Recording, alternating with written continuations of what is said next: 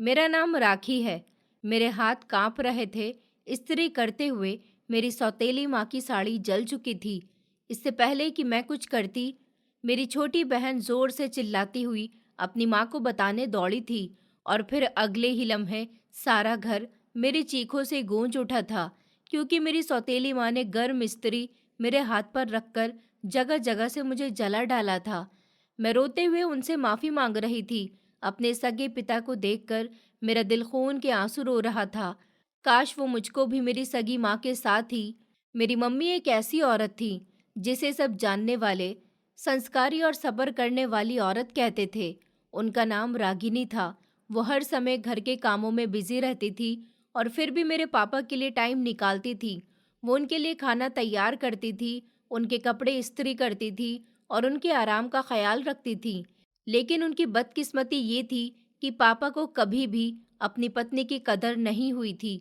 मेरी मम्मी उनसे जितनी मोहब्बत करती थी, उतनी ही बेइज्जती भरे शब्द उन्हें अपने पति से सुनने को मिलते थे।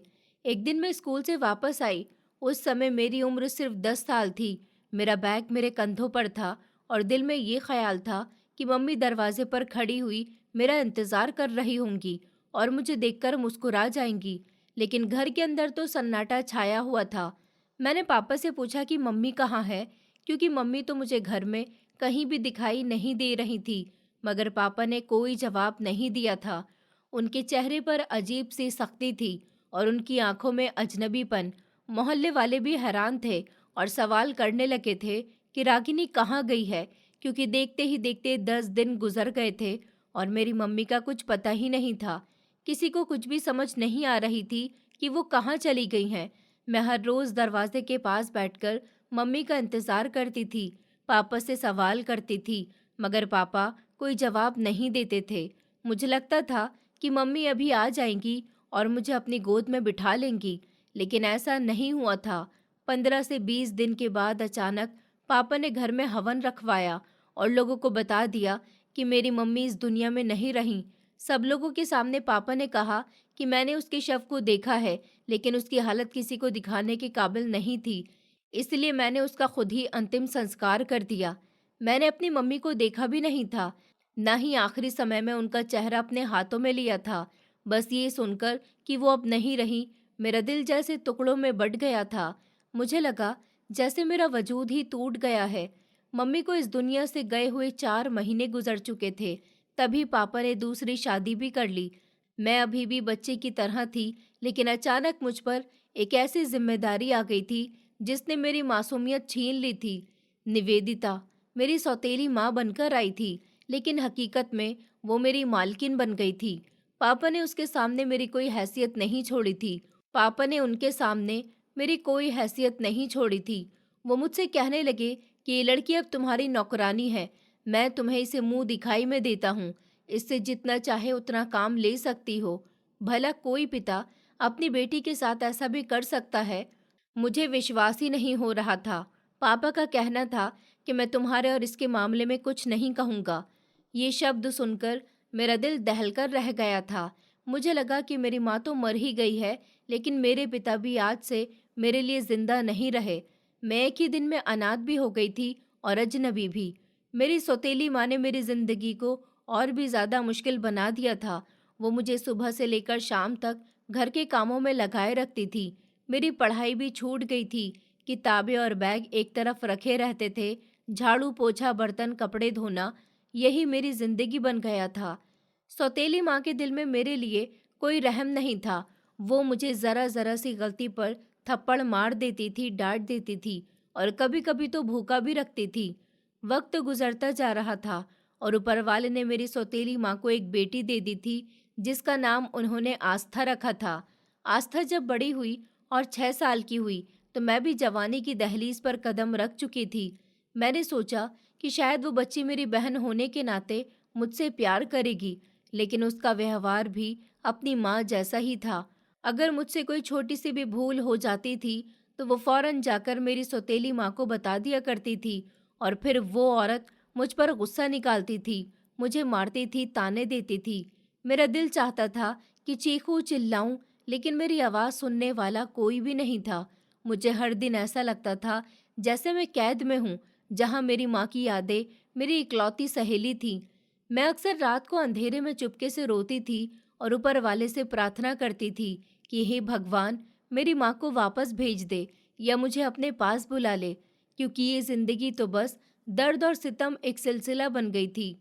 क्योंकि ये जिंदगी तो बस दर्द और सितम का एक सिलसिला बन गई थी। इस घर में मेरी कोई इज्जत नहीं थी। मैं हमेशा दूसरों के मुकाबले में कम समझी जाती थी। मेरी सौतेली माँ अपने पुराने कपड़े भी मुझे दे दिया करती थी। वो कपड़े भी अक्सर पुराने और फटे हुए होते थे। मेरे लिए कभी कोई नया कपड़ा नहीं खरीदा जाता था। दिवाली हो या दशहरा हो या कोई फंक्शन हो, सबके लिए कपड़े आते थे, लेकिन मेरे हिस्से में सिर्फ वही होता था जो दूसरों के इस्तेमाल के बाद रह जाता था। मेरी मम्मी का कुछ पुराना सामान अभी तक घर के कोने में रखा हुआ था। मैं वही इस्तेमाल कर लेती थी, लेकिन उस पर भी पापा ने कभी ध्यान नहीं दिया था। वो तो मुझे कभी कोई चीज़ नहीं दिलाते थे। मेरी मम्मी खुद पढ़ी लिखी औरत थी। वो अपने सपने और अपनी खुशियों का ख्याल खुद रखती थी, लेकिन पापा ने हमेशा उन्हें दबाया था, उनकी आवाज़ को दबा दिया था, यहाँ तक कि वो आधी दिमागी मरीज बन गई थी। पापा कहते थे कि इसी दिमागी बीमारी में आकर वो कहीं चली गई थी और फिर किसी गाड़ी के नीचे आ गई थी। मेरी मम्मी के मरने को भी एक इल्ज़ाम और बहाना बना दिया गया हो। मैं अपनी मम्मी को बहुत याद करती थी। मैं सोचती थी कि अगर वो जिंदा होती तो मेरी जिंदगी ऐसी नहीं होती। मुझे कभी ये दिन देखने न पड़ते। वो मेरे लिए ढाल बन जाती और सौतेली माँ को कभी मेरे करीब न आने देती। लेकिन हकीकत ये थी कि मेरी माँ अब सिर्फ यादों में थी। एक दिन मेरी सौतेली माँ ने मुझे खाने के लिए खाना दिया।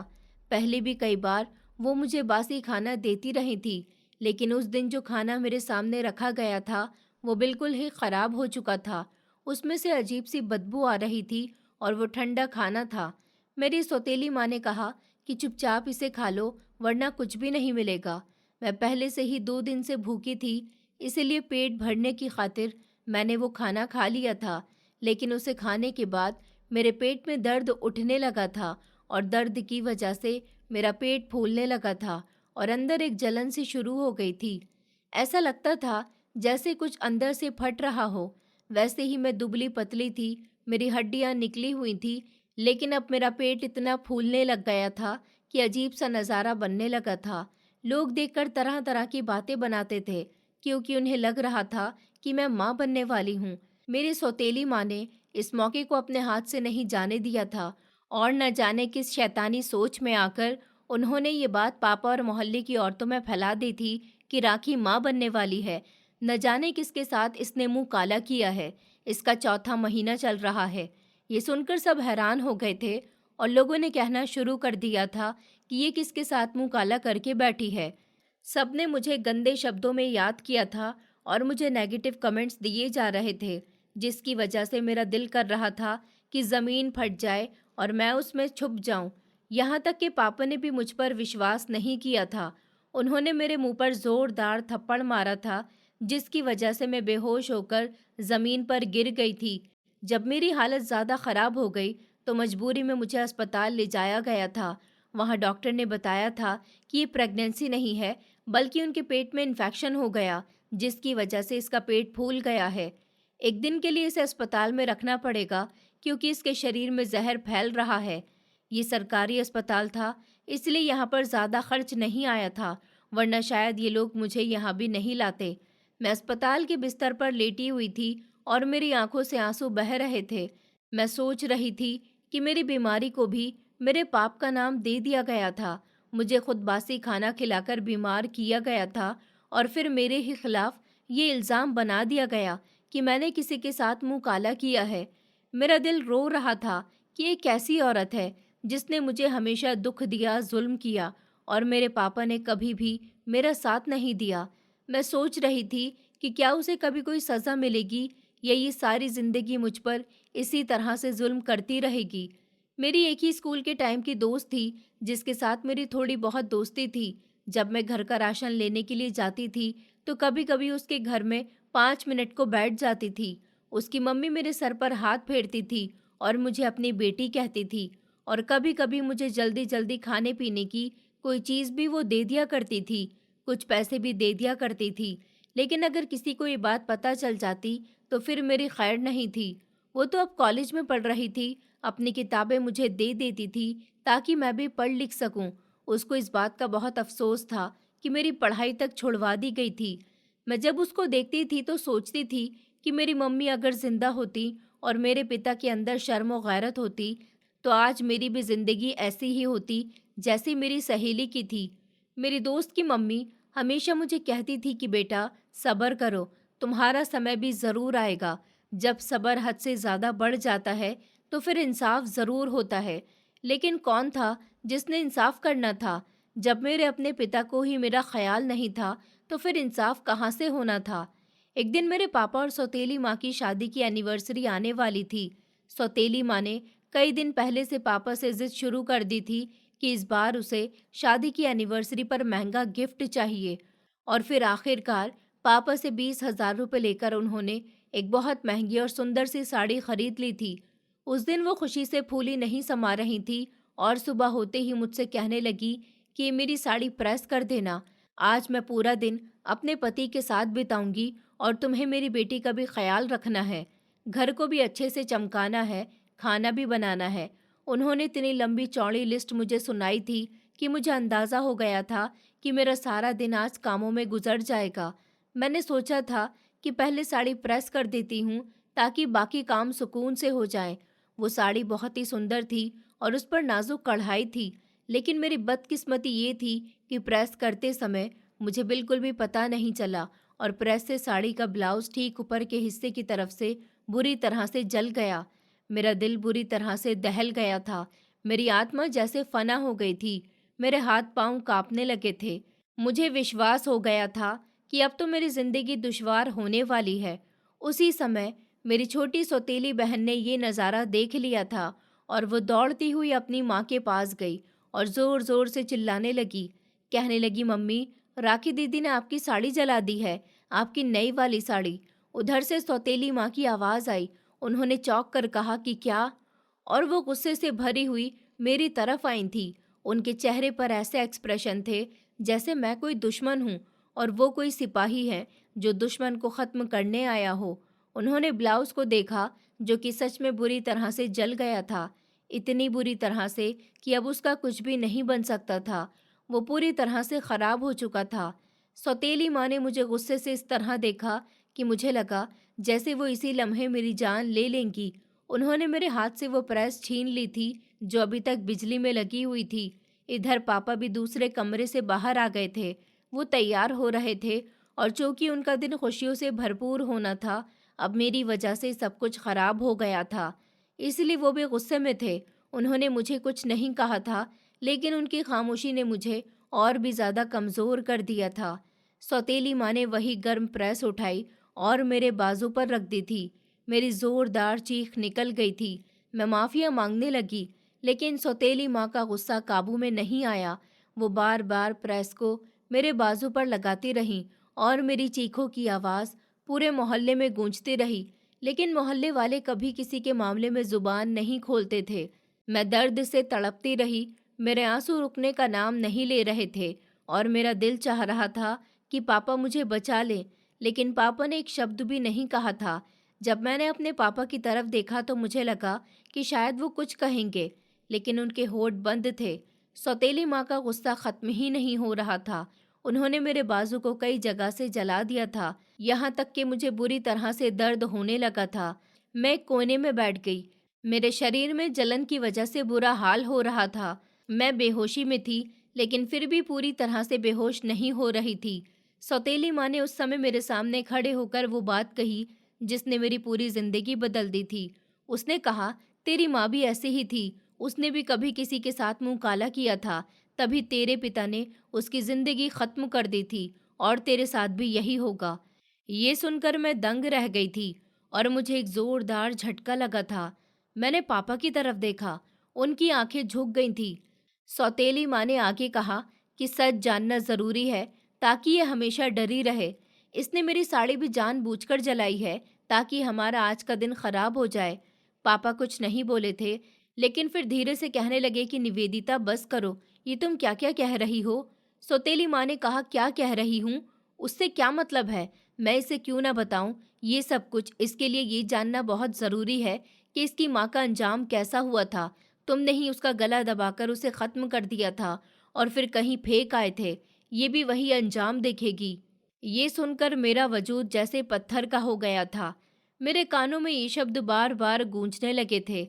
इसका मतलब मेरी मम्मी का एक्सीडेंट नहीं हुआ था, बल्कि मेरे पापा ने ही उनको इस दुनिया से रवाना कर दिया था।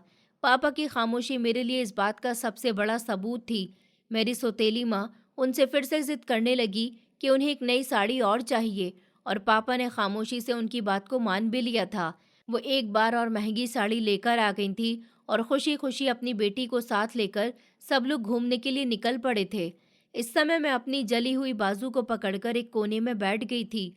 घर में मलहम या कोई दवाई कुछ भी नहीं था। मैं ऐसे बैठ गई थी जैसे जिंदा लाश हूँ। मुझ में तो अब रोने की हिम्मत भी नहीं बची थी और ना ही किसी को पुकारने की हिम्मत थी। मैं अपने बाजू को पकड़कर जगह जगह से देख रही थी, तो मुझे ऐसा लग रहा था जैसे मेरी किस्मत की सारी लाचारियां मेरे बाजू पर निशान छोड़ गई हूँ। मेरे बाजू के छाले और जली हुई खाल मुझे बार बार याद दिला रही थी कि मेरी जिंदगी भी इसी तरह जला दी गई है। मेरे पिता ने मेरी दुनिया बर्बाद कर दी थी। मेरी माँ को मुझसे हमेशा के लिए दूर कर दिया था और मुझे इस औरत के हवाले कर दिया था जिसने मुझे नौकरानी से भी बदतर जिंदगी दी है। मेरे पापा ही इस सब के जिम्मेदार थे। अगर वो चाहते तो मेरी मम्मी जिंदा रहती और आज मैं खुशहाल जिंदगी बिता रही होती। लेकिन उन्होंने अपने मतलब के लिए मेरी मम्मी को भी खत्म कर दिया था। मुझे एक ऐसी औरत के हाथ में दे दिया था जो मेरे लिए हमेशा जहर की तरह थी। मेरे दिल में ये ख्याल आया कि क्या मुझे पुलिस के पास जाकर पुलिस को सब कुछ बता देना चाहिए? क्या मुझे अपने पिता के खिलाफ एक्शन लेना चाहिए? अगर मैं सच बोल देती तो मेरी मम्मी के लिए मुझे इंसाफ मिल सकता था। क्या मुझे अपने जख्म दिखाकर सब कुछ बताना चाहिए था? ये सब मेरे अपने पिता की वजह से हुआ था। लेकिन अगले ही लम्हे दिल ने कहा कि ये औरत तो बात की बात है। बेटियां अपने बाप के बड़े बड़े जुल्म सह लेती हैं। वो तो जबरदस्ती शादी भी करवा देते हैं, जायदाद में हिस्सा भी नहीं देते, बेटियों के सपने भी छीन लेते हैं, उनके दिल के चिराग बुझा देते हैं। लेकिन फिर भी बेटियां अपने पिता के खिलाफ नहीं जाती, और शायद जाना भी नहीं चाहिए था, क्योंकि पिता की अपनी इज्जत होती है। और अगर मैं भी कुछ करती तो मेरी मम्मी वापस तो नहीं आ जाती। वो तो अब इस दुनिया को छोड़कर जा चुकी थी। इसी जले हुए हाथ पर मैंने एक कपड़ा बांध लिया था। लोग कहते हैं कि जले हुए जख्मों पर कपड़ा नहीं बांधना चाहिए, लेकिन मेरे पास और कोई रास्ता नहीं था। मक्खियां मुझे लगातार तंग कर रही थी, जख्म को छूकर और भी ज्यादा दर्द पैदा कर रही थी। मैंने कपड़ा बांध लिया था और उसके बाद मैंने दोबारा घर के काम शुरू कर दिए थे, क्योंकि मेरी सौतेली माँ जाते जाते मुझे धमकी दे गई थी कि अगर मैंने वापस आने पर घर को चमकता हुआ नहीं देखा तो मैं तेरा दूसरा बाजू भी जला दूंगी। मैं जख्म के दर्द को दबाकर झाड़ू देती रही, बर्तन धोती रही और जमीन साफ करती रही। मेरे शरीर का हर हिस्सा दर्द से कांप रहा था, लेकिन मेरे अंदर इतनी हिम्मत नहीं थी कि रुक जाऊं। जब सारा काम खत्म कर लिया तो मैं अपने इस कमरे में आ गई, जो हकीकत में एक स्टोर रूम था। एक तरफ पुराना कबाड़ रखा रहता था और दूसरी तरफ मेरा बिस्तर बिछा दिया गया था, और वही बिस्तर मेरी सारी दुनिया था। वहां आकर मैं लेट गई थी और रोती रही थी। मेरा दिल टूट गया था। मेरी आंखों से आंसू रुकने का नाम नहीं ले रहे थे। मैं सोचती रही थी कि क्या मेरी जिंदगी हमेशा इसी तरह गुजरेगी? क्या कभी सुकून और खुशी का कोई लम्हा मेरे हिस्से में आएगा भी या नहीं? इस घर में मेरा हाल ये था कि न सिर्फ अंदर के काम मुझसे करवाए जाते थे, बल्कि वो सारे काम भी मुझ पर डाल दिए जाते थे जो असल में मेरे पिता को करने चाहिए थे। मैं ही राशन लेने जाती थी, कोई चीज़ खराब हो जाती तो उसे ठीक करवा कर लाया करती थी। पानी भरने जाना भी मेरा ही काम था, और बिजली के खराब बटन या छोटी मोटी मरम्मत के काम भी मुझे ही करने पड़ते थे। मुझे अब ये सब कुछ आता था क्योंकि बरसों से ये काम करते करते मैंने सीख लिया था। हालांकि ये सब मेरा फर्ज नहीं था। मेरा शरीर अभी भी इन सब कामों से थक चुका था, लेकिन फिर भी मजबूरी की वजह से मुझे सब कुछ करना पड़ता था। उस दिन मेरा बाजू बिल्कुल भी ठीक नहीं था। वो जगह जगह से जली हुई थी और दर्द लगातार बढ़ता जा रहा था।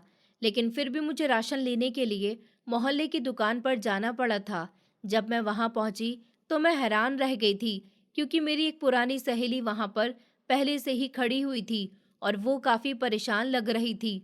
उसने मुझे देखा तो फौरन आगे आई और मेरे बाजू पर नजर पड़ते ही चौंक गई थी। वो कहने लगी, ये क्या हुआ है राखी तुम्हारे साथ? मैंने दिल ही दिल में एक आह भरी थी और कहा कि मेरे साथ यही होना था। जिनकी माएँ नहीं होती उनके साथ यही सब कुछ तो होता है। फिर मैंने उससे पूछा कि तुम यहाँ पर क्या कर रही हो?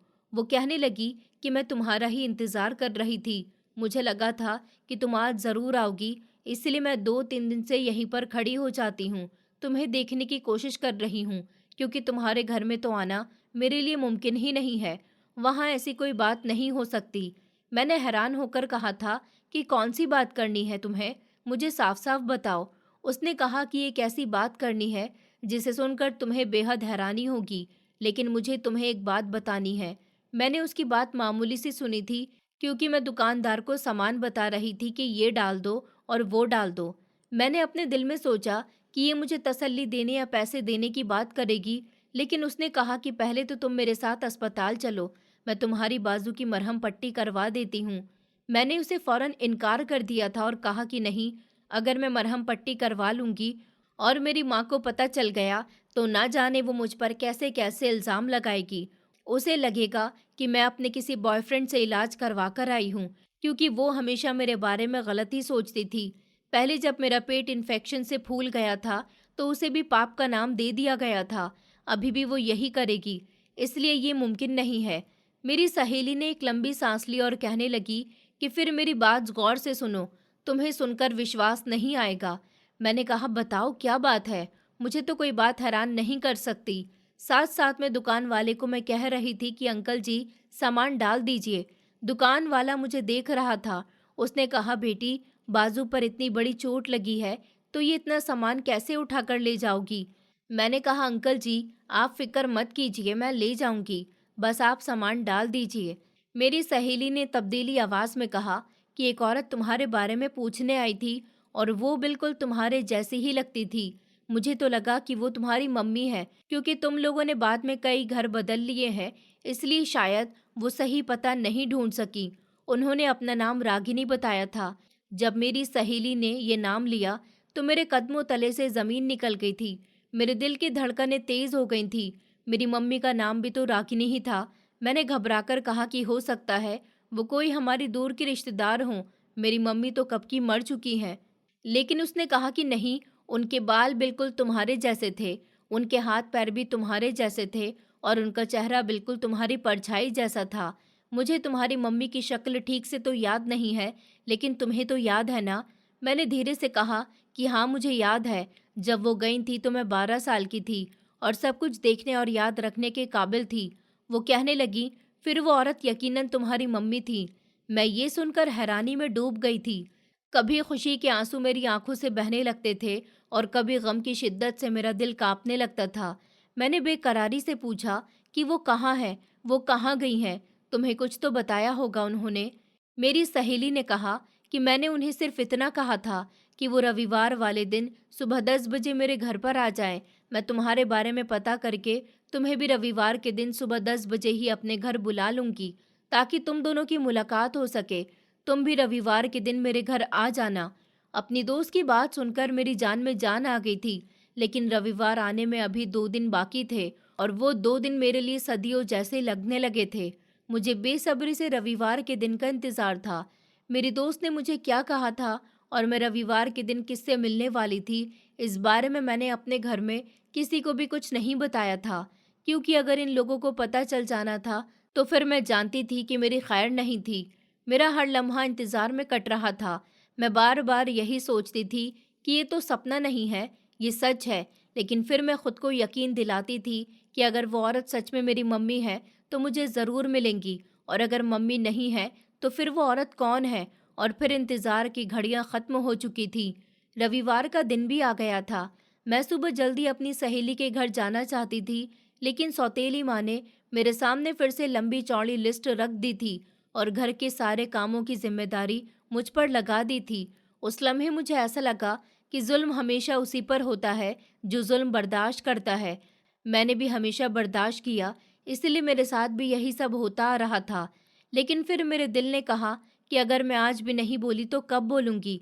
मैंने अपनी सौतेली माँ से कहा कि मुझे एक ज़रूरी काम है और मुझे अभी जाना है। उन्होंने ताना देते हुए अंदाज में कहा कि तेरे मुंह में भी ज़ुबान है। अच्छा, मुझे तो आज पता चला है। आखिर तुझे कौन सा ज़रूरी काम आ गया? ज़रा घर से जाकर तो दिखा। मैंने कहा कि अच्छा ठीक है, नहीं जाती। लेकिन जैसे ही वो अपने कमरे में गई तो मैंने बाहर से ताला लगा दिया था। उनकी छोटी बेटी ये सब कुछ देख रही थी। मैंने उसकी आंखों में हैरानी देखी थी, लेकिन मैंने परवाह नहीं की थी। मैंने चाबी उठाई और उसे गटर में धक्का दे दिया था और फिर घर से बाहर निकलकर दौड़ पड़ी थी। मुझे बस अपनी मम्मी से मिलने की जल्दी हो रही थी। 10 बजने में अभी थोड़ा ही समय बाकी था। मैं दौड़कर सीधी ही अपनी सहेली के घर पहुंच गई थी। उसने कहा था कि वो अभी नहीं आई हैं, लेकिन बस आती ही होंगी। तुम बैठकर इंतज़ार करो। मैंने उसे बताया कि मैंने घर में क्या-क्या किया है, तो वो कहने लगी कि तुम्हें ऐसा नहीं करना चाहिए था। अगर वो औरत तुम्हारी मम्मी नहीं निकली, तो तुम फिर कहाँ जाओगी? तुम जानती हो ना कि तुम्हारी सौतेली माँ अब तुम्हारा क्या हाल करेगी? मैंने कहा कि मैं फिर भी वहाँ नहीं रहूँगी। अगर वो मेरी मम्मी नहीं भी निकली, तो मैं कहीं और चली जाऊँगी, लेकिन ऐसी ज़िंदगी से तो भाग जाना ही बेहतर है। वहाँ पर मेरे लिए सिर्फ तकलीफ और जुल्म के अलावा कुछ भी नहीं है। वहाँ दिन रात मुझे तंग किया जाता है। वहाँ मेरी किसी को कोई परवाह नहीं है। अब मेरी आंखों में आंसू आ गए थे और मैं बेचैनी से अपनी दोस्त के घर बैठी इंतजार करने लगी थी कि वो औरत कब आती है। मेरा दिल बार बार धड़क रहा था और मैं ऊपर वाले से प्रार्थना कर रही थी कि वो औरत मेरी मम्मी ही निकले। मैं हर आहट पर चौंक जाती थी। मेरे कान दरवाजे पर ही लगे हुए थे। मुझे बस यही लग रहा था कि अभी दरवाज़ा खुलेगा और वो सामने आ जाएंगी। इसीलिए क्योंकि उनका नाम भी रागिनी ही था और मेरी मम्मी का नाम भी रागिनी था। मेरी दोस्त कह रही थी कि उनकी शक्ल भी बिल्कुल मुझसे मिलती थी, लेकिन फिर भी मेरे दिल में कोई विश्वास पैदा नहीं हो रहा था, क्योंकि मैंने बचपन से ही हर बार धोखा खाया था। बस दिल में एक उम्मीद थी कि मुझे मेरी सौतेली माँ ने बताया था कि मेरे पापा ने मम्मी का गला दबाकर उनकी हत्या कर दी थी। लेकिन अब देखना ये था कि जो औरत आज आने वाली थी वो औरत कौन थी।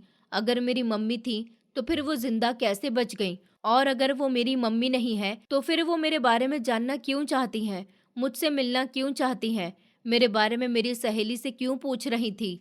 इतने सालों तक जुल्म सहते सहते मेरा दिल उम्मीद से खाली हो गया था। मैं सोचती रही कि अगर वो औरत मेरी माँ नहीं निकली तो फिर क्या होगा। शायद वो मेरी माँ के किसी रिश्तेदार की बेटी या बहन हो, क्योंकि मेरी माँ की एक बहन भी थी, लेकिन पापा ने उनको सख्ती से मना कर दिया था कि वो गलती से भी हमारे घर कभी ना आए, क्योंकि मेरे पापा मेरी मम्मी के रिश्तेदारों से मेलजोल नहीं रखते थे और पापा का कहना कौन टालता था। वो लोग भी फिर कभी हमसे मिलने नहीं आए थे। इसीलिए मुझे लग रहा था कि मुमकिन है कि ये औरत मेरी मम्मी की कोई रिश्तेदार ही होगी, और अगर ऐसा भी होता तो मैं उनके रिश्तेदार से भी लिपट जाती और रिक्वेस्ट करती कि वो मुझे अपने साथ ले जाए, क्योंकि अगर वो मेरी मम्मी के रिश्तेदार भी होते तो उनके दिल में मेरे लिए कहीं ना कहीं मोहब्बत तो ज़रूर होती। मैं दिल ही दिल में प्रार्थना करती रही थी कि वो औरत मेरी मम्मी ही हूँ, लेकिन फिर फौरन खुद को रोक देती थी कि नहीं, मैं कोई उम्मीद नहीं बांध सकती, क्योंकि मेरी आदत ही ऐसी हो गई थी कि हर खुशी पर मुझे शक होता था। फिर भी दिल के किसी कोने में रोशनी की एक हल्की सी किरण मौजूद थी। मैंने अपनी सहेली को बार बार पूछा था कि वो कब आएंगी, उन्होंने कितने बजे आने का कहा था। उसने कहा कि मैंने तो उनको 10 बजे ही बताए थे और 10 का समय ही तय हुआ था और अब बस कुछ ही देर बाकी है। मेरा दिल जैसे सीने में जोर जोर से धड़कने के बजाय बाहर को कूद जाना चाहता था। थोड़ी ही देर के बाद दरवाजे पर दस्तक हुई तो मेरा शरीर बुरी तरह से कांपने लगा था। मैं अपने अंदर हिम्मत पैदा कर रही थी। मैं बेचैन होकर दरवाजे की तरफ देखने लगी। मेरी आंखों में नमी बढ़ती जा रही थी। दरवाज़ा खुला और वो औरत अंदर आई तो मेरी आंखों से आंसू का एक समंदर बह निकला था। मुझे एक पल के लिए भी शक नहीं हुआ था, क्योंकि हर औलाद अपनी माँ को फौरन पहचान लेती है और माँ भी अपनी औलाद को लम्हे भर में पहचान जाती है। एक छोटा सा बच्चा भी, जिसको दुनिया का कुछ पता नहीं होता, वो भी जानता है कि कौन उसकी माँ है। तो फिर मैं कैसे नहीं पहचानती। ये औरत कोई और नहीं बल्कि मेरी माँ ही थी।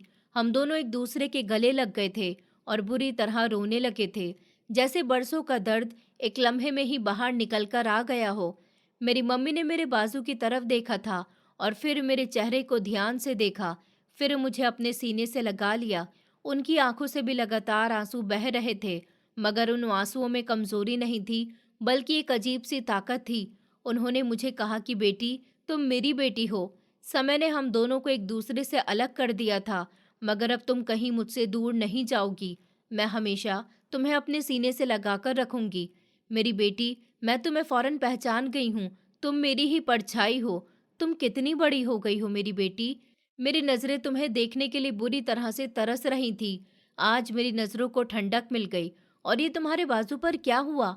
मुझे बताओ, किसने तुम्हारे साथ ये सब किया? मैंने हिचकियों के बीच कहा कि मम्मी, ये सब निवेदिता ने किया है। वो हैरानी से कहने लगी कि ये निवेदिता कौन है? मैंने फिर रोते हुए सारी कहानी मम्मी को सुनाई थी। मेरी आंखों से आंसू नहीं रुक रहे थे और मेरी मम्मी जैसे अपने दिल पर पत्थर रखकर मेरी पूरी बात सुन चुकी थी। मैंने उनको बताया था कि कैसे वो सब जुल्म मुझ पर करती रहीं और कैसे मैं बरसों तक इस तकलीफ को सहती रही हूँ। मेरी मम्मी ये सब सुनती गई और उनका चेहरा गुस्से और दुख से लाल हो गया था। वो माँ जो कभी मुझे हमेशा रोती हुई याद रहती थी, जिसे मैंने हमेशा कमज़ोर देखा था, आज अचानक वो बहुत बहादुर लगने लगी थी। उनकी आंखों में एक फैसला जगमगाने लगा था, जैसे वो सब कुछ पलटकर रख देंगी। मैंने बाहर देखा तो एक बड़ी गाड़ी खड़ी हुई थी और उसमें एक आदमी बैठा हुआ था। मैंने मम्मी से पूछा कि मम्मी, ये आदमी कौन है और ये गाड़ी किसकी है? वो कहने लगी कि बेटी, ये गाड़ी मेरी है और ये वही है जिनकी वजह से मैं आज तक जिंदा हूँ और तुम तक पहुँच सकी हूँ। मैंने हैरान होकर मम्मी से पूछा, क्या मतलब? मुझे आपकी बात समझ नहीं आई।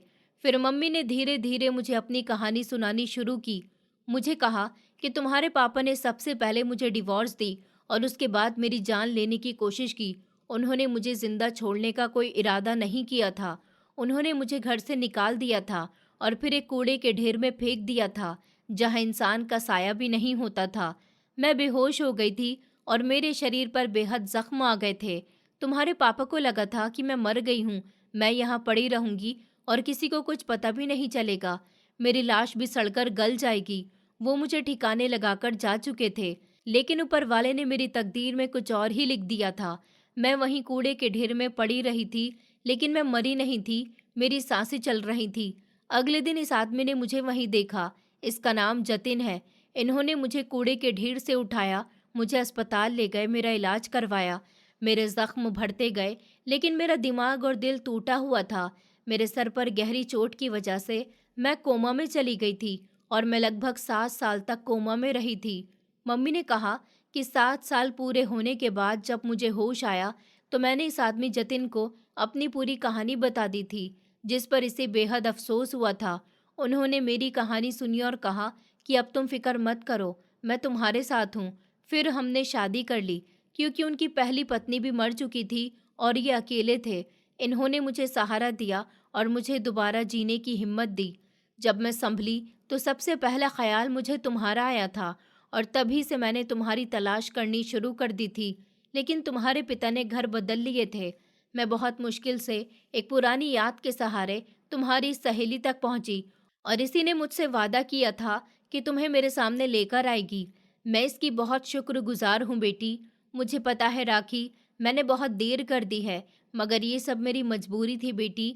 मैंने अपनी मम्मी का हाथ पकड़कर कहा कि नहीं, आपको देर नहीं हुई मम्मी, आप मुझे मिल गई हैं, यही सबसे बड़ी बात है।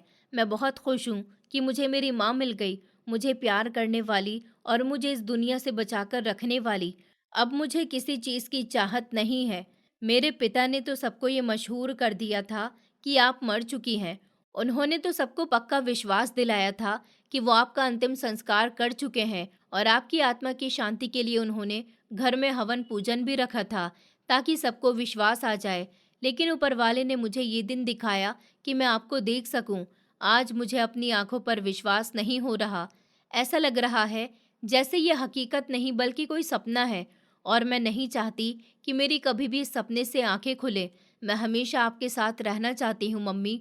मम्मी ने मुझे अपने सीने से लगा लिया था और कहने लगी कि बेटी, मैं अब हमेशा तुम्हारे साथ रहूंगी, तुम्हें कोई कुछ नहीं करेगा। बस तुमने बहुत जुल्म और अत्याचार सह लिए। अब जुल्म और अत्याचार सहने की बारी उन लोगों की है जिन्होंने तुम्हें तंग किया है। मम्मी ने मेरी आंखों से आंसू साफ किए और कहने लगी, अब तुम परेशान मत हो। अब तुम उस घर में वापस नहीं जाओगी। अब मैं तुम्हें किसी भी हाल में अकेला नहीं छोड़ूंगी। इतने में वो गाड़ी में बैठा हुआ इंसान भी अंदर आ गया था। उन्होंने मेरे सर पर हाथ रखा और बड़ी मोहब्बत से कहने लगे, ये बेटी अब हमारे साथ ही रहेगी। फिर उन्होंने मेरी मम्मी से कहा कि रागिनी, सबसे पहले इसको अस्पताल लेकर जाना बहुत ज़रूरी है। इसकी हालत बहुत ख़राब है, इसके ज़ख्म देखो कैसे हो गए हैं।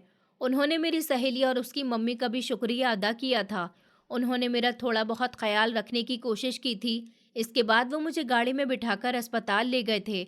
डॉक्टर ने मेरी कंडीशन देखकर अफसोस से सर हिला दिया था और कहने लगे कि ये ज़ख्म तो बहुत पुराने हैं, इन पर कोई दवाई लगाई नहीं गई, जिसकी वजह से इन्फेक्शन होने का ख़तरा और भी बढ़ गया। इलाज फ़ौरन शुरू करना होगा। मुझे दवाइयाँ लगाई गई थी, टीके लगाए गए थे और ड्रिप भी लगाई गई थी। मेरी मम्मी मेरे करीब ही बैठी रही थी। वो मुझे बार बार पानी पिलाती थी और मेरे बालों पर हाथ फेरती थी। उन्होंने मुझे खाना खिलाया। मैं पहली बार इतने सालों के बाद किसी की मोहब्बत और अपनेपन को इस शिद्दत से महसूस कर रही थी। जब मेरा शरीर थोड़ा हल्का हुआ तो मैंने अपना सर अपनी मम्मी की गोद में रख दिया था और आंखें बंद कर ली थीं। एक अजीब सा सुकून मेरे शरीर में उतर रहा था। मैंने ज़िंदगी में कभी ऐसा सुकून नहीं पाया था। मुझे लगा कि अब मेरी सारी थकान ख़त्म हो गई और मेरा दुख भी जैसे ख़त्म हो गया। मैं धीरे धीरे नींद की गहरी वादी में उतर गई थी और सालों बाद सुकून से सो गई थी। मैं अस्पताल के कमरे में बेड पर लेटी हुई थी। मेरा सर मेरी मम्मी की गोद में ही था। मेरे ज़ख्मों पर दवाई लगी हुई थी, ड्रिप लगी हुई थी, मगर मम्मी के एहसास ने मुझे हर दर्द से बेखबर कर दिया था। मैं आंखें बंद किए हुए थी मगर जाग रही थी। मैं अपनी मम्मी की धड़कनें सुन रही थी और बरसों के बाद पहली बार मुझे ऐसा लग रहा था जैसे मैं दोबारा जिंदा हो गई हूँ। मेरी मम्मी धीरे धीरे मेरे बालों में हाथ फेर रही थी और मुझे अजीब सा सुकून मिल रहा था। इस दौरान उनकी आवाज़ मेरे कानों में पड़ी थी। वो बहुत गुस्से भरे शब्दों में कह रही थी कि मैं उन लोगों को ऐसे नहीं छोड़ूंगी। उन्होंने मेरी बेटी के साथ बहुत बुरा जुल्म किया है। जतिन, जो थोड़ा फासले पर बैठा हुआ था, उसने धीमी आवाज़ में कहा, रागिनी, मैं तुम्हारे साथ हूँ। तुम जो भी फैसला करो, मैं हर हाल में तुम्हारे साथ खड़ा हुआ हूँ। लेकिन मुझे ऐसा लगता है कि बेहतर यही है कि हम बस बेटी को लेकर यहाँ से चले जाएं। तुम उसे सुकून दो, एक नई जिंदगी दो। यहाँ के झगड़ों में पड़ने का कोई फ़ायदा नहीं है, क्योंकि वक्त बहुत आगे गुजर चुका है। लेकिन मेरी मम्मी ने मजबूत शब्दों में जवाब दिया कि नहीं, ऐसा मैं बिल्कुल भी नहीं करूँगी। जतिन, ये सब मेरे लिए आसान नहीं है। ये वही आदमी है जिसने मेरी ज़िंदगी बर्बाद की थी, मेरी जवानी बर्बाद कर दी थी और फिर उसी पर उसने बस नहीं किया, बल्कि मेरी बेटी, यहाँ तक कि अपनी बेटी पर भी वो जुल्म करता रहा। अपनी दूसरी पत्नी से भी उसने मेरी बेटी को परेशान करवाया। ऐसा तो कोई गैर भी किसी के साथ नहीं करता। मेरी मम्मी की आवाज़ कांप रही थी। उन्होंने कहा कि उस इंसान को तो मैं छोड़ूंगी नहीं, और वो निवेदिता वो कौन है जो मेरी बेटी पर इतना जुल्म करती रही और मेरा पति सब तमाशा देखता रहा। उन दोनों को दुनिया के सामने आना ही होगा। दुनिया को सच पता होना चाहिए। जतिन ने धीरे से कहा, फिर तुम क्या करना चाहती हो रागिनी? मेरी मम्मी ने एक लम्हे के लिए खामोश रहने के बाद कहा कि मैं ऐसा करना चाहती हूँ कि ये तारीख भी उनको याद रखे और मोहल्ला भी याद रखे कि एक माँ ने अपनी बेटी के लिए कैसा इंसाफ मांगा था। मम्मी की बातों से मुझे विश्वास हो गया था कि वो अब खामोश बैठने वाली नहीं है। वो लड़ेंगी और सबको हकीकत बताएंगी। मैंने ये सब सुन लिया था और मेरा दिल कांप रहा था। मैंने अपनी मम्मी का हाथ पकड़ा और आंखें खोल कर कहा कि मम्मी, प्लीज़ प्लीज़, उन लोगों के बारे में उन सबको छोड़ दो। बस मुझे अपने साथ ले चलो। मुझे उनके बारे में सोचना भी अच्छा नहीं लगता। मुझे उनकी शक्ल भी याद नहीं रखनी। मैं बस तुम्हारे साथ रहना चाहती हूँ। मेरी मम्मी ने मेरी आंखों से आंसू साफ किए और मेरे सर पर हाथ रखकर कहा कि बेटी, मैं तो तुम्हें यहाँ से लेकर जाऊंगी ही, लेकिन इस तरह लेकर जाऊंगी कि दुनिया देखेगी कि तुम्हारी माँ जिंदा है और तुम्हारी माँ ने तुम्हारा हक लिया है। तुम फिक्र मत करो, मैं तुम्हें अकेला नहीं छोड़ूंगी। मुझे उस वक्त का अंदाज़ा नहीं था कि मेरी मम्मी क्या करने वाली हैं, लेकिन फिर जो कुछ हुआ वो उन्होंने ही किया। वो सच में एक बहुत बड़ा हादसा था जिसने पूरे मोहल्ले को हिलाकर रख दिया था। सबसे पहले मेरी मम्मी ने अस्पताल के डॉक्टर से कहा कि मेरी बेटी की पूरी मेडिकल रिपोर्ट तैयार की जाए। डॉक्टर ने सारी जांच के बाद कहा कि इसके जख्म साफ बता रहे हैं कि ये प्रेस से जलाए गए हैं और प्रेस का जो खास निशान होता है वो भी इसकी बाजू पर साफ दिखाई दे रहा है। इसके बाद डॉक्टर ने पुरानी फाइल निकलवाई। उनमें लिखा हुआ था कि ये लड़की अक्सर बीमारी और कमजोरी की वजह से अस्पताल लाई जाती थी। वजह ये थी कि इसे खराब और बासी खाना दिया जाता था। ये सब सबूत मेरे हाथ में थे। इसके बाद मेरी मम्मी ने मोहल्ले के लोगों से बात की। पहले तो वो सब लोग मेरी मम्मी को देखकर हैरान रह गए थे, क्योंकि पापा ने कई सालों पहले उन लोगों को यही बताया था कि मम्मी की एक एक्सीडेंट में मौत हो गई थी। तो फिर वो आज सबके सामने जिंदा कैसे खड़ी थी? मोहल्ले के लोग सारी सच्चाई सुनने के बाद खामोश रहे थे, जैसे कि हमेशा रहते थे। लेकिन जब बात खुल गई और जब देखा कि मामला अब छुपने वाला नहीं है, तो फिर उन्होंने भी अपनी जुबान खोल ली थी। एक एक ने गवाही दी और कहा कि हाँ, इस लड़की की चीखों की आवाज़ें अक्सर हमें सुनाई देती थी और इसकी सौतेली माँ इस पर बहुत जुल्म किया करती थी। इस तरह एक एक करके गवाह जमा होते गए और मेरा केस मजबूत होता गया। फिर मेरी मम्मी मुझे लेकर पुलिस के पास चली गई थी। वहां पर सारी रिपोर्ट्स दिखाई गईं और डिटेल से बताया गया कि कैसे सालों तक मेरे साथ अत्याचार होते रहे हैं। पुलिस ने फौरन ही केस दर्ज कर लिया था और कार्यवाही शुरू कर दी थी। मम्मी मुझे खास एनजीओ के पास लेकर गई थी, जो लाचार औरतों की मदद के लिए काम करते हैं। ये वो लोग थे जो किसी भी हद तक जा सकते थे ताकि औरत को इंसाफ मिले। उन्होंने हमें हर तरह का सहारा दिया था और कहा था कि अब तुम्हें डरने की ज़रूरत नहीं है, हम तुम्हारे साथ हैं। मेरी मम्मी यहीं पर ही नहीं रुकी थी, वो मुझे मीडिया वालों के पास भी लेकर गई थी। वहां पर उन्होंने खुलकर सारी कहानी सुनाई थी। उनकी आवाज़ में इतनी ताकत थी कि सुनने वाले सब हैरान रह गए थे। और अब जो कुछ होने वाला था, वो सच में इस पूरी कहानी का सबसे बड़ा मोड़ था। उस दिन मेरी मम्मी और जतिन अंकल करीब के एक होटल में ठहरे हुए थे। अस्पताल से मेरा इलाज चल रहा था और कभी कभी मुझे आराम के लिए होटल ले आते थे। मम्मी ने एक दिन मेरे पास बैठकर कहा कि बेटी, अब हम लोग मुंबई में रहते हैं। वहाँ हमारा बहुत बड़ा घर है, बड़ी बड़ी गाड़ियाँ हैं, सुकून है, खुशियाँ हैं। और सबसे बड़ी बात यह है कि तुम्हारे दो छोटे भाई भी हैं जो तुम्हें देखने के लिए बेचैन हो रहे हैं। ये सुनकर मेरी आंखों में खुशी के आंसू भर आए थे। मुझे लगा जैसे मेरी जिंदगी में पहली बार रोशनी उतरने लगी है। मेरे अकेलेपन का सिलसिला अब खत्म हो रहा है और अब मैं भी अपनी मम्मी के साथ एक नई जिंदगी शुरू करने वाली हूँ। वो दिन निवेदिता और मेरे पापा की जिंदगी का सबसे बुरा दिन था, जब सुबह सवेरे ही पुलिस की गाड़ियां हमारे मोहल्ले में दाखिल हुई थी और सीधा उनके घर के दरवाजे पर जाकर रुक गई थी, जिस घर के अंदर मैंने अपने बचपन से लेकर जवानी तक का एक एक दिन तकलीफ में गुजारा था। पुलिस ने दरवाजे पर जोर जोर से दस्तक देना शुरू कर दी थी और अंदर से मेरे पापा की कड़कदार आवाज सुनाई दी थी। वो चिल्लाते हुए कह रहे थे कि कौन है और क्यों इतना शोर मचा रखा है। आ रहे हैं, खोल रहे हैं अभी दरवाजा। सब्र नहीं हो रहा क्या? पता नहीं कौन है। दरवाजा खोलते ही पुलिस वाले किसी की परवाह किए बिना ही अंदर दाखिल हो गए थे। उन्होंने एक ही सांस में कहा कि आप पर दो बड़े मुकदमे दर्ज हैं। एक मुकदमा अपनी पहली पत्नी को कत्ल करने की कोशिश का है और दूसरा मुकदमा अपनी सगी बेटी को बेवजह परेशान करने का है। इस इल्जाम पर मेरे पिता को एक जोरदार झटका लगा था। वो तो शॉक्ड ही रह गए थे, लेकिन उन्होंने खुद को हिम्मत दी थी और संभालने की कोशिश की थी और कहने लगे कि मैंने किसी को मारने की कोशिश नहीं की और न ही मैंने अपनी बेटी को कैद करके रखा था, न मैंने उसको परेशान किया था। मैं तो एक सीधा साधा आदमी हूँ साहब, और ये सब कुछ झूठ है। लेकिन पुलिस वालों ने उनकी एक नहीं सुनी थी। वो अंदर पूरे घर में छानबीन करते फिर रहे थे और बाहर गली में शोर मचना शुरू हो गया था। लोग इकट्ठे हो रहे थे। हर कोई जानना चाहता था कि इस घर में ऐसा क्या हुआ है कि पुलिस ने धाबा बोल दिया। अभी ये सब कुछ जारी ही था कि मीडिया भी वहां पर आ गई थी। उनके कैमरे हर तरफ से इस घर को कैप्चर कर रहे थे। रिपोर्टर जोर जोर से बोलकर ये बता रहे थे कि इस घर के अंदर एक लड़की पर जुल्म हुआ है। इसके जिम्मेदार कोई और नहीं बल्कि उसके ही पिता और उसकी सौतेली माँ है। उनकी आवाज़ गली के एक कोने से दूसरे कोने तक सुनाई दे रही थी। हम सब अपनी गाड़ी में बैठे हुए ये सब नज़ारा देख रहे थे। मेरी मम्मी और जतिन अंकल मेरे साथ हैं और मैंने अपनी आंखों से वो सब कुछ देखा जो शायद मेरी जिंदगी का सबसे बड़ा बदला था। अंदर से मेरे पिता और सौतेली माँ की चीखों की आवाज़ आ रही थी। उनकी जुबानें बंद हो चुकी थी, क्योंकि उन्हें नहीं पता था कि उनका किया हुआ कभी दुनिया के सामने भी आएगा। वो समझते थे कि वो लोग जो कर रहे हैं खामोशी से करते रहेंगे और कोई उनके मामले में दखल अंदाजी नहीं करेगा। न दुनिया को कभी उनकी सच्चाई का पता चलेगा। अगर आज जब सच्चाई सबके सामने आ गई थी और उनको उनके किए की सज़ा मिलने वाली थी, तो उनके कदमों तले से ज़मीन निकल गई थी। कुछ ही देर बाद पुलिस ने उन दोनों को हथकड़ियां पहना दी थीं और मीडिया वाले उनके पीछे पीछे दौड़ रहे थे। हर कोई उनके मुंह पर कैमरे रखकर सवाल पूछ रहा था और जवाब देने के बजाय वो दोनों चेहरा छुपाने की कोशिश कर रहे थे। लेकिन चेहरे छुपाए नहीं छुपते और जब इंसान पर वक्त बुरा आ जाए तो सबके सामने नंगा हो ही जाता है।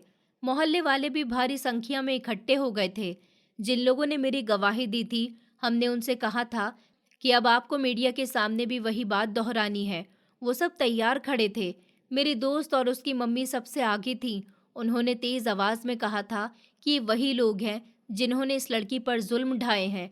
ये लोग रोज इसे मारते थे। इसके बाजूद जो जलाए गए हैं, इसको खाना भी खराब दिया जाता था, इसको कैद करके रखा जाता था। उनकी गवाही सुनकर मीडिया वालों ने और भी शोर मचाया था, जिससे मेरे पापा और सौतेली माँ के लिए जमीन तंग हो गई थी। इस समय वो दोनों ऐसे लग रहे थे जैसे कोई दरिंदा कैद होकर पिंजरे में डाल दिया गया हो। उनके घमंड का सर जमीन पर गिर चुका था। उनकी जुबानों पर अब कोई बहस बाकी न रहा था। एनजीओ के मैनेजर भी वहां आ गए थे। उन्होंने ऐलान कर दिया था कि हम इस केस पर बातचीत करेंगे और हम इस बात को यकीन बनाएंगे कि ये दोनों सजा जरूर पाएंगे, क्योंकि एक लड़की पर जुल्म करना सिर्फ इस लड़की पर जुल्म नहीं बल्कि पूरे समाज पर जुल्म करना है। पुलिस ने मेरे पापा और सौतेली माँ को गाड़ी में डाल दिया था और उनके साथ ही उनकी चीखें और रोने की आवाज़ें भी खत्म हो गई थी। वो लोग बाहर निकलने के लिए ज़रूर कोशिश करते, जमानत लेने के लिए किसी ताकतवर के साथ मिलने की कोशिश करते, लेकिन उस दिन उनको अंदाज़ा हो गया था कि मेरी मम्मी किस ताकत के साथ वापस आई हैं और अब उनके लिए ये सब कुछ मुमकिन नहीं था। मेरे पापा जब मेरी मम्मी के सामने आए तो वो हक्का बक्का रह गए थे। उनकी आंखों में हैरानी और डर दोनों झलक रहे थे। उनके चेहरे पर पसीने की बूंदें साफ नजर आ रही थी और उन्होंने शायद जिंदगी में पहली बार मेरी मम्मी को इस अंदाज में देखा था। मेरी सौतेली माँ भी हैरान थी कि एक कमज़ोर सी औरत जिसे वो हमेशा लाचार समझती थी, आज इतनी मजबूत और ताकतवर होकर सामने आ गई है और इसके साथ खड़ा हुआ इंसान कोई मामूली इंसान नहीं था, बल्कि वो एक जज था जिसके हाथ में कानून की ताकत थी। उस लम्हे मेरी सौतेली माँ के चेहरे पर हवाइयाँ उड़ रही थी और मैंने सोचा था कि इंसान जब किसी को नीचा समझता है तो उस समय भूल जाता है कि किस्मत के पलटने में कितनी देर लगती है। और मेरे पापा, जिन्होंने हमेशा मेरी मम्मी को कमज़ोर समझा था, उनको हमेशा परेशान किया था, उनकी जान लेने की कोशिश भी इसलिए की थी ताकि वो निवेदिता जैसी औरत को अपनी ज़िंदगी में खामोशी से शामिल कर सके, क्योंकि उनका काफ़ी समय पहले से ही निवेदिता के साथ चक्कर चल रहा था और वो ये बात जानते थे कि जब तक उनके रास्ते से उनकी पहली पत्नी नहीं हटेगी, तब तक वो निवेदिता को अपनी पत्नी नहीं बना सकते। इसीलिए ये प्लान उन दोनों ने मिलकर बनाया था और मेरी मम्मी को मौत के घाट उतारने का फैसला किया था। उस दिन के बाद मेरी ज़िंदगी की एक नई शुरुआत हो चुकी थी। बड़ी इज्जत और तरीके के साथ मैं इस मोहल्ले से निकली थी। लोग मेरे सर पर हाथ रख रहे थे, मुझे आशीर्वाद दे रहे थे, कह रहे थे कि ऊपर वाला तुम्हें हमेशा खुश रखे। मेरी दोस्त दौड़कर मेरे गले लग गई थी।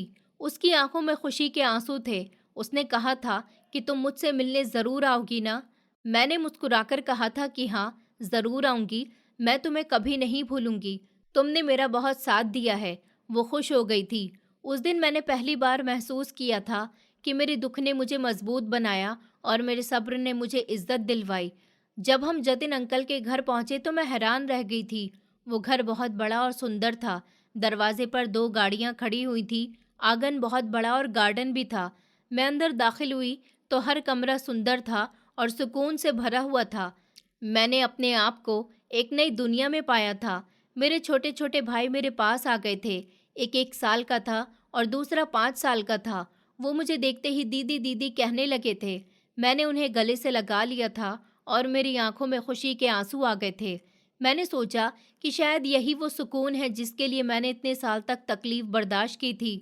मम्मी ने मुझे मेरा कमरा दिखा दिया था। वो बहुत ही सुंदर और बड़ा था, इतना कि मैं एक पल के लिए विश्वास नहीं कर सकी थी कि ये सब कुछ मेरे लिए है। वहाँ पर कपड़े, जूते और मेकअप के सामान के ढेर लगे हुए थे। मम्मी ने कहा कि जब मुझे पता चल गया था कि तुम जल्द ही मेरे पास आ जाओगी, तो मैंने ये कमरा तुम्हारे लिए तैयार करना शुरू कर दिया था। जतिन अंकल ने मुझसे प्यार से कहा कि आज से तुम मुझे अंकल नहीं बल्कि पापा कहोगी और जो कुछ भी तुम्हें चाहिए होगा वो सब कुछ हम लाकर देंगे। तुम्हारी पढ़ाई भी शुरू होगी और तुम एक नई जिंदगी गुजारोगी। मेरे कानों को विश्वास नहीं आया था कि ये सब कुछ मेरे साथ हो रहा है। वो बाजू जो जल गया था अब इलाज से ठीक हो रहा था, लेकिन मेरा दिल जो जलकर राख हो गया था वो उस लम्हे दोबारा जिंदगी की रोशनी पार कर रहा था। मैंने अपने दिल में सोचा कि जितना जुल्म मैंने बर्दाश्त किया था उससे कहीं ज्यादा मुझे उसका फल मिला है। ऊपर वाले ने मेरे सब्र की कीमत अदा कर दी है, और सबसे बढ़कर ये कि मुझे मेरी मम्मी वापस मिल गई। मैंने मम्मी के हाथों को थाम लिया था और कहा था कि अब मुझे कुछ नहीं चाहिए। मैंने अपनी दुनिया पाली है, मेरी जिंदगी संवर गई है और अब मैं हर दिन खुशियों के साथ जीना चाहती हूँ। मैं हमेशा ऊपर वाले से प्रार्थना करती थी, सवाल करती थी कि क्या मुझे बचाने के लिए कोई नहीं आएगा, क्या वो मेरे लिए किसी को नहीं भेजेगा। लेकिन ऊपर वाले ने तो मेरी खोई हुई माँ को ही मेरे लिए भेज दिया था। और फिर वो पुलिस वाले, मीडिया वाले, एनजीओ वाले, सब मोहल्ले वाले मेरे लिए खड़े थे। तो मुझे ऐसा लगा कि मैं बिल्कुल भी अकेली नहीं हूँ। ऊपर वाले ने मेरा इंसाफ कर दिया था। उस दिन से मेरी जिंदगी का नया सफर शुरू हो चुका था, और मैंने जान लिया था कि जुल्म कितना भी ताकतवर क्यों न हो, सब्र करने वाला आखिर में सर उठाकर जीत भी जाता है। और यही मेरी पूरी आप बीती का सबसे बड़ा सबक था। दोस्तों, उम्मीद करती हूँ आपको हमारी कहानी पसंद आई होगी। कहानी पसंद आई है तो वीडियो को लाइक करें, चैनल पर नए हैं तो चैनल को सब्सक्राइब करें, और हाँ, नोटिफिकेशन बेल को ज़रूर दबाएं ताकि अगली अपडेट सबसे पहले आपको मिले।